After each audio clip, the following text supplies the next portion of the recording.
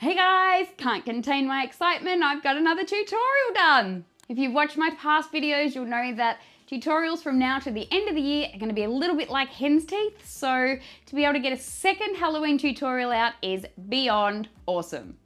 Now I know Halloween's only about a week away, so I've made a quick and easy design that you could probably even make with the kids. This would be great fun for them. These funny, creepy, spooky, cute even, little cake balls made into Halloween pumpkins could be a great project to do for the whole family, considering we're going to sort of be, well, you know, having a lockdown Halloween. Just a quick disclaimer, I did use alcohol in the recipe I used for these cake balls. However, it can easily be omitted and make these kid friendly. Well, that's enough rambling from me. Let's just get on with the tutorial, shall we?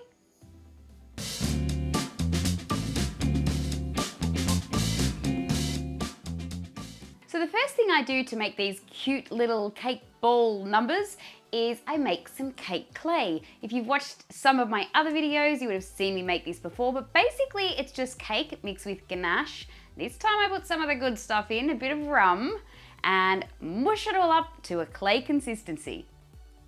Hence the name cake clay. Once the cake clay is made, I then just roll that into the size ball of the pumpkin I wanted. And once they were rolled out, I chilled them for a little moment and then popped a skewer through the center just to make handling a lot easier, and went ahead with a ganache coat with some nice rich dark chocolate ganache. Now this doesn't have to be perfect, just, you know, reasonably decent. I then went over it with an acrylic smoother just to neaten it up a little bit. Once they were done, I chilled them again so they were nice and firm and ready to work with.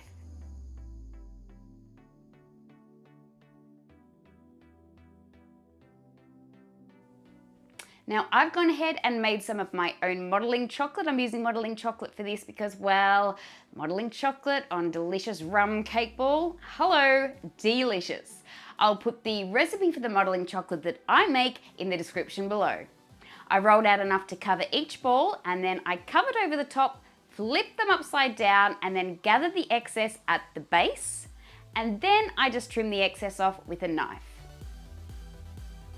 These guys are so cool, they're so easy to work with. You can squish them and manipulate them into place and not worry too much about perfection.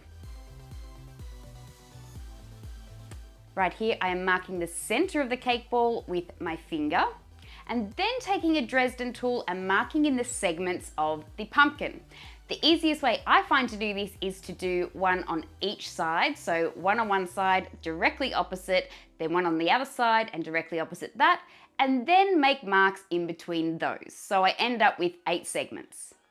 I then use my Dresden tool to go ahead and make markings all over the pumpkin like this to make it look a bit more textured and realistic.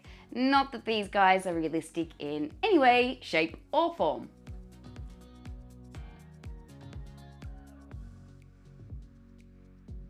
See, so easy to work with. I'm squishing and manipulating until I'm happy. I then take a ball tool and I make good deep crevices for where I want the eyes to go. I went a little bit too deep, but hey, ended up fixing that up later. Didn't matter. I'm now rolling out a teardrop piece of modelling chocolate and placing over the top of the eye to create a top eyelid. So the great thing with these guys is that you can make any sort of facial expressions you want. Eyebrows and eyelids change so much. I just use a mixture of my fingers, my Dresden tool and a ball tool to blend all of that in and make it look exactly how I want it to look. Now I'm taking some more modelling chocolate, rolling that into balls and popping those in the eye sockets for the eyeballs. A little bit more modelling chocolate, teardrop shapes again for underneath the eye for the bottom eyelid. Once again, I just use a combination of a Dresden tool, a ball tool and my fingers to blend the modelling chocolate into the other modelling chocolate. It's the beauty of working with modelling chocolate. Blend, blend, blend.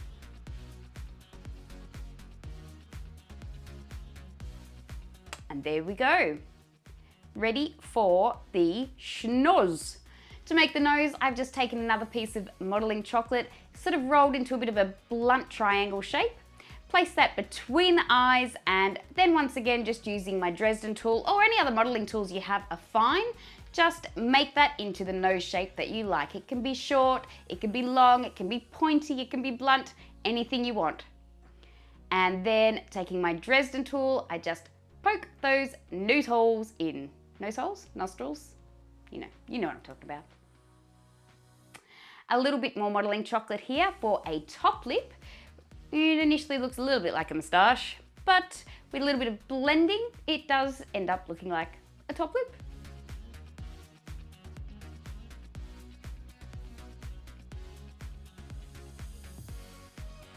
Once I'm happy with how that looks, I go ahead and take some more modeling chocolate, slightly larger teardrop, no, it's not a teardrop, slightly larger tapered snake shape, I would say, flattened out slightly and then placed down on the chin area to create a bottom lip. He's got a little bit of a flower pot lip. So it's up above the top lip. Once again, however, you can make any expression you like. Using my Dresden tool to separate the bottom lip from the top lip, just putting a line in there, and once again, just blending out. And now I'm using my Dresden tool just to create more texture, some lines around the eyelids, around the lips, underneath the eyes, just to give this guy a bit more expression.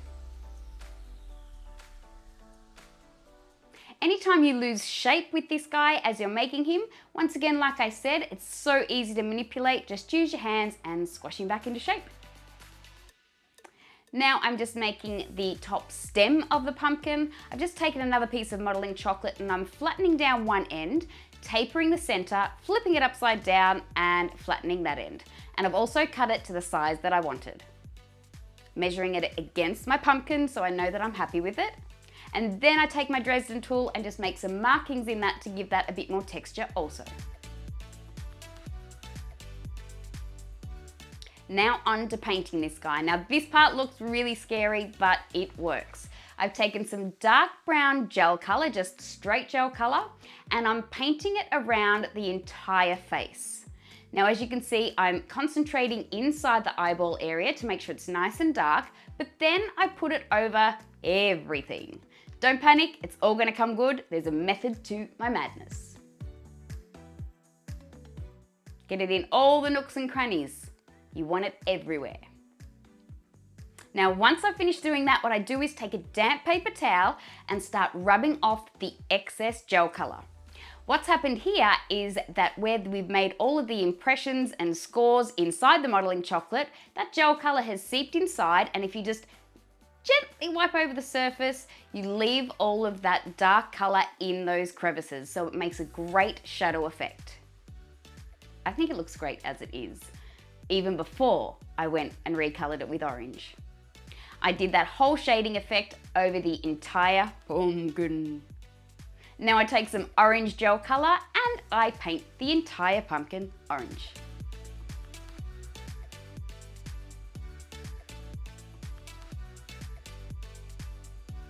As long as they avoid the eyeballs, kids can do this part too, which is great. I'm just taking a little bit of white gel color and adding a bit of white here and there for some extra highlight. Of course, we've got the low lights, so, you know, it only seems fair to balance it out.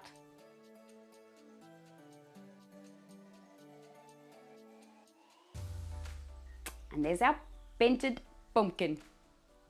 Now to make the eyes, I've just taken a small ball tool and made a very small circle impression into each of those eyeballs. I've painted over the eyeballs in some white gel color just to bring them out a bit, because anybody that knows modeling chocolate knows it is off-white, it's not actually white. So a bit of white gel food color really makes them pop. Cleaning up any of my mess with a smaller paintbrush. Then with a tiny paintbrush, I take a little bit of brown gel color and fill in those little holes that we made with the ball tool. And the eyes are done. Simple. And now for the stem, I do exactly what I did with the pumpkin with the dry brushing of the brown. Wipe off the excess, put a little bit of spruce green over the top. You want a nice dark, organic sort of looking green, and paint that over the top of it. I basically just squished the stem onto the top of the pumpkin because modelling chocolate likes sticking to modelling chocolate, and touched up any imperfections. And that, guys, is it. That is how you make these awesome cake ball pumpkin cakes. Now, of course, you can omit the rum for the kiddies, but it's a nice Halloween treat for the grown-ups.